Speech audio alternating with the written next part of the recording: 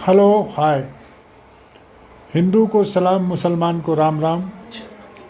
दोस्तों, आज फिर सोचा कि एक ब्लॉग बना लेता हूँ, क्योंकि ऐसा है कि अब बिहार का इलेक्शन जब से शुरू हुआ तब से लेके आज तक सरकार भी बन गई, सब कुछ हो गया, लेकिन चर्चा वही बिहार का ही ज़्यादा चर्चा में है। क्योंकि वो बोलते हैं ना कि झूठ के बहुत पंख होते हैं, वो उड़ते देर नहीं लगता, लेकिन सच को धरती पर आने आने तक काफ़ी समय लग जाता है। खैर, जो भी हो, अब लड़ाई झूठ और सच के बीच में लगी हुई है। तो बीजेपी अपने आप को सच्चा, कांग्रेस अपने आप को सच्चा, कांग्रेस बीजेपी को झूठा, बीजेपी कांग्रेस को झूठा, ये साबित करने पे लगी हुई है। और इसका फ़ायदा जो भी है वो पब्लिक को दिन प्रतिदिन मिलता जा रहा है। और अल्लाह करे कि ये लोग आपस में ऐसे ही लड़ते रहें और पब्लिक को जितना हो सके फ़ायदा मिलता रहे। अब रह गई बात झूठ और सच की, तो ये समय ही बताएगा कि कौन झूठ बोल रहा था और कौन सच बोल रहा था। क्योंकि मतलब किसी को भी इस ज़मीन पर भगवान लाते देर नहीं करते, चाहे वो कितना भी आसमान में उड़े, लेकिन उसको एक न एक दिन ज़मीन पर आना ही पड़ता है। और आज वही कंडीशन बिहार के विपक्षी दलों का है, महागठबंधन का है, जो पहले भी वोट चोर, गद्दी छोड़ और आरजेडी वाले नीतीश कुमार को ये कर लिया, किडनैप कर लिया। नीतीश कुमार का मानसिक स्थिति अच्छा नहीं है। तो दोस्तों, मैं भी न्यूज़ सुनता रहता हूँ और मेरा भी मानना यही है कि सचमुच में नीतीश कुमार स्वास्थ्य उनका सही नहीं है। क्योंकि उनकी जो हरकतें हैं वो देख देख कर ऐसा ही महसूस होता है कि अभी इतना बड़ा शपथ ग्रहण समारोह हुआ पटना के गांधी मैदान में, और लोगों ने देखा, कुछ चीज़ें लोग अपनी तरफ से छुपा जाते हैं और कुछ चीज़ें जो उनके फ़ायदे के लिए होती है वो बता जाते हैं। तो खैर, जो जिससे छुपाता है छुपाए, लेकिन भगवान से, अल्लाह ताला से कोई कुछ नहीं छुपा सकता, और वो एक न एक दिन सब साथ सामने आता है।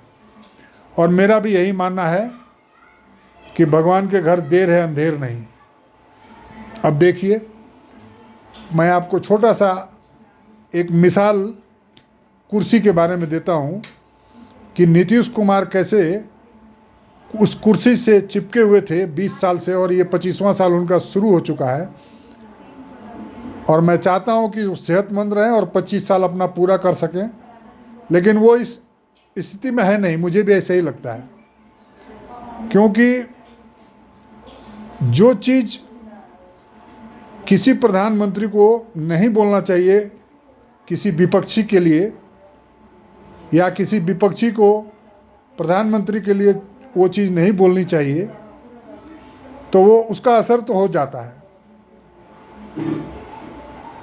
वो एक बार किसी ने चर्चा किया था, डीएनए में खोट है, क्या है, फलाना नहीं ढिकना नहीं। तो डीएनए में क्या, इंसान का जो मानसिक स्थिति है उसी में खोट है। इंसान अंदर से कुछ होता कुछ और है, दिखाता कुछ और है। और मैं तो चाहता हूं कि दूध का दूध और पानी का पानी हो जाए, चाहे वो बिहार के लिए हो, यूपी के लिए हो। भगवान वही रिजल्ट सबको दे जो जनता के हित में हो, क्योंकि इन नेताओं से किसी को कोई भरोसा नहीं है। सब अपनी अपनी कुर्सी को संभालने के लिए चाहे किसी भी तरीके का षड्यंत्र करना पड़े, वो करने से बाज नहीं आते। और नीतीश जी तो इस मामले में बिहार के हैं ज़रूर, लेकिन उनको महारत हासिल है। और वो दिन भी आएगा कि, और आ चुका है तकरीबन, कुछ ही दिनों की बात है, और आप देखते जाइए आगे आगे होता है क्या। ये मेरा मानना है। बाकी तो सुशासन, कुशासन, पुत्र सपुत्र, ये सब क्या चीज़ें होती, ये समय आने पे आपको धीरे धीरे भगवान आपको सब कुछ दिखाते रहेंगे और हम लोग देखते हैं, लेकिन हम लोग मतलब पता नहीं हम लोगों की मजबूरी है कि झूठ पे झूठ बोले जाओ और जितना हो सके मतलब अपने आप को अच्छा साबित करने का, अपना आप को अच्छा प्रूफ करने का साबित करो। और इसीलिए मुझे तो ऐसा लगता है कि कहीं बिहार से ही कुछ अब भी उलटफेर होने का चांस है, चाहे वो किसी रूप में आपके सामने आ सकता है। तो खैर मिलते हैं इसी के साथ अगले ब्लॉग में, तब तक के लिए सब्बा खैर, जय हिंद, सत श्री अकाल।